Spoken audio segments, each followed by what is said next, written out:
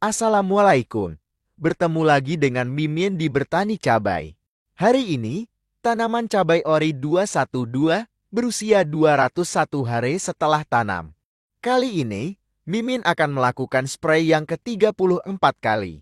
Penyepraian dilakukan pada saat pagi hari, saat cuaca cerah. Kali ini Mimin menggunakan pupuk daun dengan merek Kalinet. Kalinet kombinasi sinergis unsur kalium dan boron konsentrasi tinggi dalam bentuk kationik dan instan.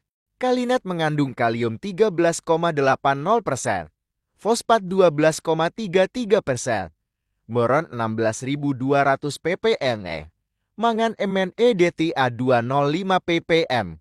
Mudah diserap dan dimanfaatkan tanaman untuk mengoptimalkan pembentukan buah, bulir, biji polong, dan umbi, meningkatkan rendemen, kualitas, dan daya simpan hasil panen. Kalinet dianjurkan penggunaannya terutama pada saat tanaman mencapai fase generatif produktif, di mana dalam tubuh tanaman terjadi biosintesis karbohidrat dalam jumlah besar untuk pembentukan buah umbi biji polong. Kalinet bermanfaat untuk meningkatkan bobot, kualitas, ukuran, rendemen, serta daya simpan hasil panen, meningkatkan transportasi dan penimbunan karbohidrat pada organ-organ generatif buah, umbi, biji, bulir, polong, mempertahankan kondisi daunku agar tetap berfotosintesis, mencegah kemacetan pertumbuhan pada titik-titik tumbuh seperti tunas, ujung akar, dan anakan. Kemudian, Mimin menggunakan perekat, perata, dan penembus dengan Merck Spreader dari Degue dengan dosis 0,4 ml untuk 1 liter air, meningkatkan daya rekat pestisida dan mencegah pencucian oleh air hujan, meningkatkan penetrasi daya tembus pestisida hingga 20%, menghemat penggunaan pestisida hingga 30% sampai 50%, mengurangi daya kekebalan resistensi organisme pengganggu tanaman terhadap pestisida, mengurangi polusi lingkungan yang diakibatkan oleh pestisida. Kemudian, Mimin menggunakan insektisida berbahan aktif Profnovos dengan Merck Coracron dengan dosis 1 ml untuk 1 liter air.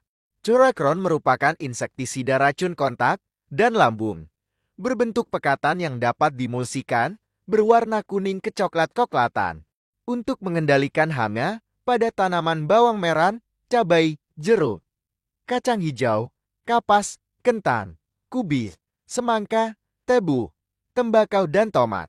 Untuk mengendalikan hama Thrips sp, hama kutu daun Myzus persica, hama lalat buah Dacus ferrugineus, hama ulat Grayax Spodoptera litura pada tanaman cabai.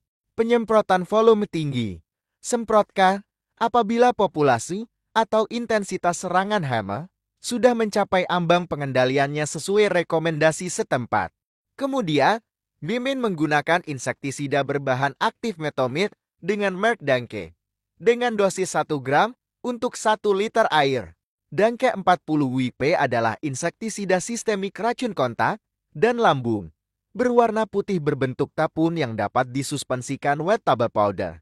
Insektisida sistemik racun kontak dan lambung berwarna putih berbentuk tepung yang dapat disuspensikan untuk mengendalikan hama ulat grayap, hama penggeret, ulat cabai, penggerek polong, perusak buah, penggulung daun, penghisap daun, perusak daun, ulat krop, ulat kanton, ulat api.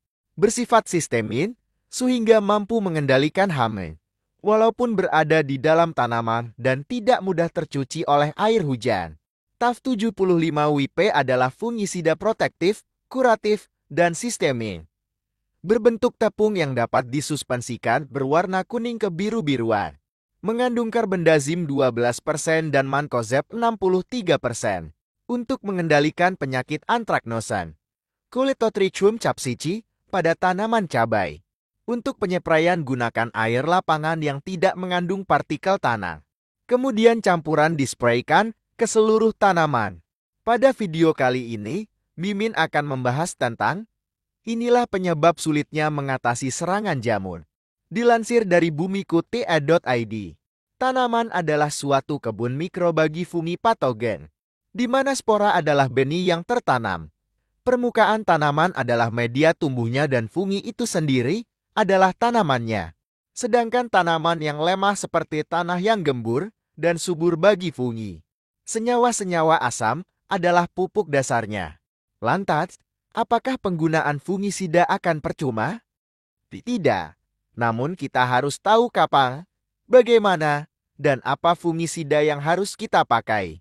Saat tanaman masih tampak sehat dan belum muncul gejala serangan fungi patogen, gunakan fungisida preventif untuk mencegat atau mematikan fungi agar tidak berkecambal, biasanya berupa fungisida kontak.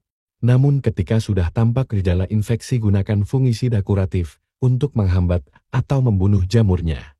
Di tengah kita berupaya mengendalikan serangan fungi patogen dengan aplikasi fungisida, masih akan ada spora-spora pendatang yang memanfaatkan celah waktu di mana efikasi fungisida mulai berkurang.